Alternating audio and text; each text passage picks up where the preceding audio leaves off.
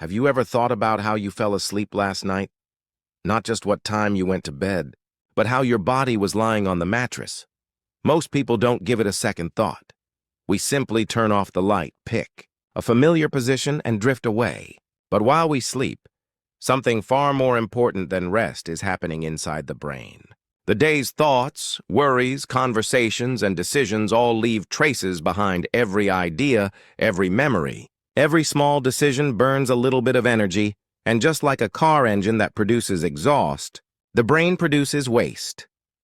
One of the most well-known of these waste products is a protein fragment called beta amyloid. The name may sound technical, but you can think of it simply as microscopic trash left behind when brain cells work hard. During childhood and youth, the brain is efficient and resilient. The trash is created and the trash is removed without us noticing anything. But as the years go by, lifestyle habits, stress, poor sleep, and aging slowly change this balance.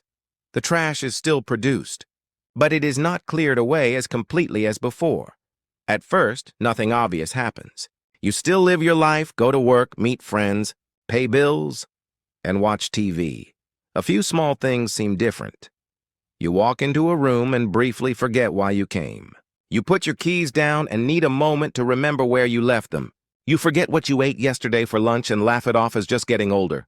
For many people, these are ordinary signs of aging and nothing more. But inside the brain, in certain people, beta amyloid and other waste products begin to quietly accumulate. They gather in the spaces between brain cells, blocking communication and triggering tiny, persistent inflammatory reactions.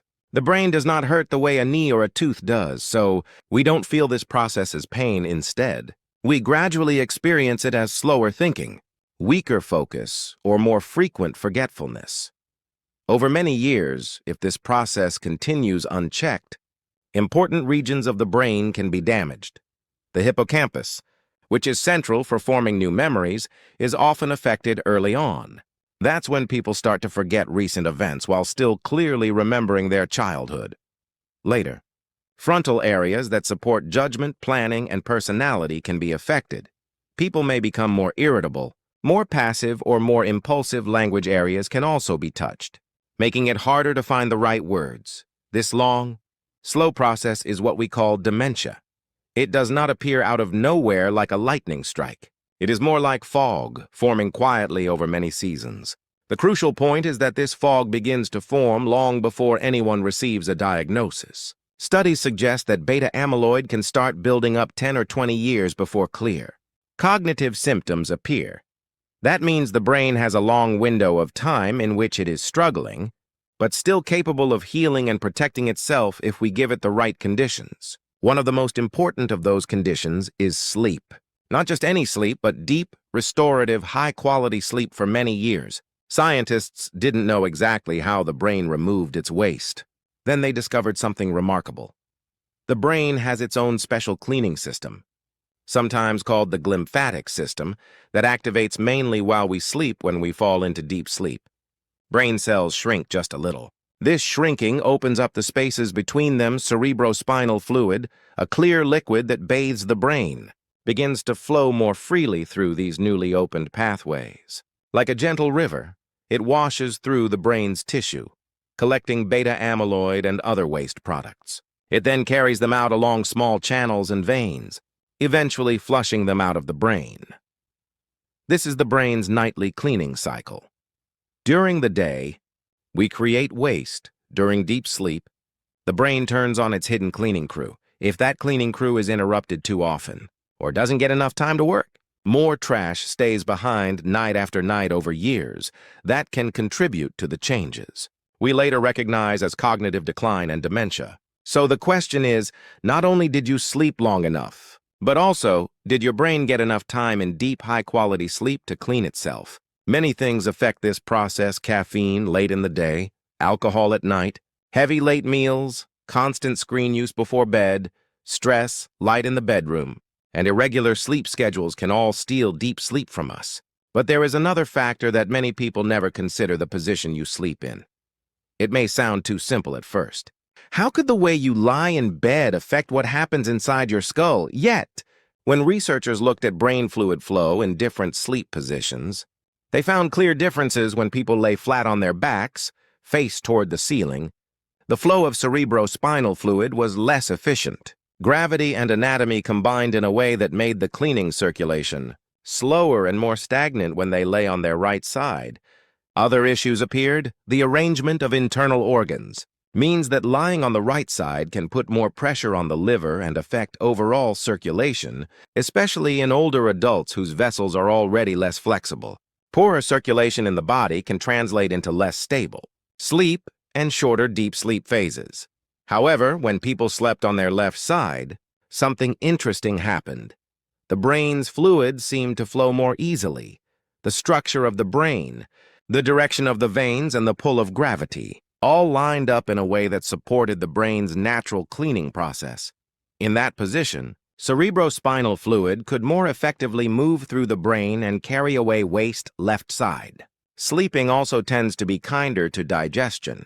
The stomach lies more toward the left, so its contents settle in a way that reduces reflux and discomfort. This can help the body relax instead of fighting with indigestion during the night.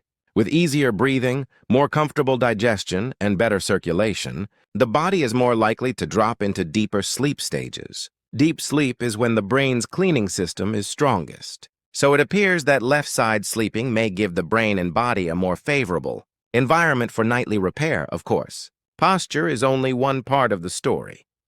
It is not a magic trick or a guaranteed shield against dementia. No single habit can promise that, but when you combine several helpful habits together, they can significantly tilt the odds in your favor. Imagine creating an evening routine that sends a clear message to your brain. Soon, it will be time to rest and clean. That might start with finishing dinner a few hours before bed, so that your body is not busy digesting a heavy meal, when it should be sending energy to the brain's cleaning system instead of snacking right before sleep. You give your body time to settle. If you do want something in the evening, a small portion of foods known to support relaxation and brain health can be gently helpful. Foods containing magnesium, such as small amounts of avocado and walnuts, may help the nervous system relax and support the body's production of sleep-related hormones. Tart cherry juice, without added sugar, contains natural compounds associated with melatonin, the hormone that helps regulate sleep and wake cycles. A cup of warm milk before bed, for those who tolerate dairy, has long been used as a traditional way to wind down. Modern explanations often point to tryptophan, an amino acid in milk that the body can convert into serotonin and then melatonin. The exact effects differ from person to person, but the overall idea is simple. Warm, light, natural foods can signal the body that it is safe to relax and let sleep come. Now imagine that 1 hour before your chosen bedtime, you dim the lights, turn off bright screens, and gently begin to slow your pace instead of scrolling endlessly on a phone or watching intense videos. You might read something quiet, stretch lightly, or simply sit and breathe for a few minutes. You prepare your bedroom like you might prepare a guest room for a friend who needs deep rest. You keep the temperature slightly cool, not cold, because a cooler room helps your core body temperature fall, which is one of the signals that supports deep sleep. You make the room as dark as possible so that your brain is not confused by light that says daytime. Even though the clock says night, you check your pillow and mattress height so that your neck and spine are in a natural line. You place a long pillow or rolled blanket behind your back. Lie gently on your left side. Bend your knees in a comfortable position and let your arms rest without strain. The goal is not rigidity, but supportive comfort. If you wake up during the night on your back or right side, you simply roll back to your left without scolding yourself. Gradually, your body will learn that this is the new normal. It may feel strange for the first week or two. You might miss your familiar position. Your shoulder or hip may feel different as they adjust to the new way of lying down. That discomfort is not a sign of failure. It is a sign that your body is learning something new. All meaningful habits have this stage at the beginning over time. If you stay gentle but consistent, your muscles adapt, your joints find new patterns, and what once felt awkward can become surprisingly comfortable. You might notice small changes first. Waking up a little more refreshed, needing slightly less time to fully clear the fog from your head in the morning, remembering certain details more easily, or simply feeling less heavy behind your forehead. These are not miracles. They are signals that your brain is getting more of the type of sleep it needs. People sometimes expect change only when they take a pill or undergo a procedure. But the brain does not care where the help comes from. It responds to conditions. When we give it better conditions, cleaner sleep, calmer evenings, lighter late meals, less blue light at night, more consistent wake-up times, it uses those conditions to repair itself as much as it can. None of this means you should stop medical treatment if you are already being treated for sleep disorders, memory problems, or other health issues. Lifestyle changes are partners, not replacements. You should never change or stop your medications without talking to a healthcare professional. What you can do, starting tonight, is create a friendlier environment for your brain.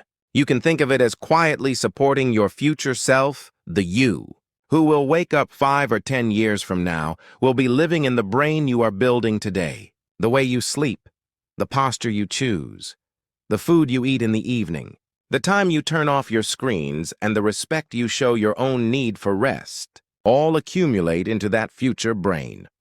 Some people begin these changes after a scare, a worrying test result, a moment of confusion, a warning from a doctor. Others begin them simply because they want to stay as clear and independent as possible. For as long as they can, there is no wrong time to start. Even if you are already older, the brain still has the ability to adapt and protect itself. When we stop making its job harder, not every forgetful moment is the start of dementia, and not every good night of sleep is a cure. But there is a wide, meaningful space between these two extremes. In that space, our daily choices matter deeply. So tonight, when you lie down, take a small moment to notice the details. Is the room a little cooler and darker than before? Is your phone resting far from your hand instead of under your pillow? Is your body tilted slightly onto the left, supported gently from behind by a pillow instead of falling into sleep by accident? You can walk toward it on purpose. In doing so, you are not just getting through another night, you are giving your brain another chance to clean, to reset, and to quietly defend your future mind. It is a small change repeated many times, and those are the changes that tend to last the longest.